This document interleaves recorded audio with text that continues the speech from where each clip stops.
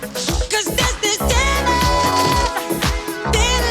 night, and no one's gonna say. Radio host and musician Odaria Williams still remembers being a little kid in Winnipeg when his dad brought home the VHS tape of the Thriller music video. Wow. And I just played it over and over and over again. And I told myself I want to be in entertainment when I grow up one day.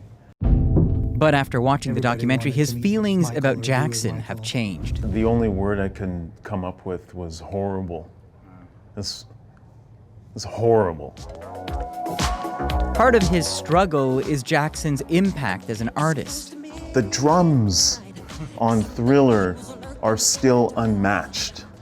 And the future of music together in one album is unprecedented. Extraordinary. This music fan and writer says Jackson was a part of her life for as long as she can remember. You go to a party, you hear his music, you know the steps, you have this whole kind of vocabulary of motion that he created.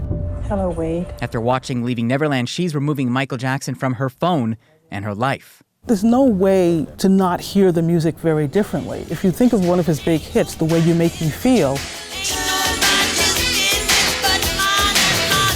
and there's that line where he says, "Ain't nobody's business but mine and my baby." You know, and you suddenly hear that, you think about the secrecy that he, existed in, and how there were this sense of these two different Michael Jacksons. And how do you see that and then decide, no, I could just happily dance to Remember the Time. On Hollywood Boulevard, fans aren't ready to mute Michael. If the music makes you happy, then why not? Don't forget about the other stuff, but the music's making people happy, so yeah, keep playing it, man. Music to the ears of the Jackson estate, which has already launched a lawsuit against the HBO network for $100 million. This isn't the first time the public has heard similar allegations of child molestation.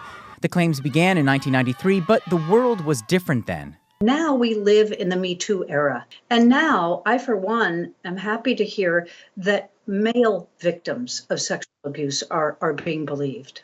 And this investigative reporter says the story is far from finished. Do you expect to hear from more victims? Yes, I do.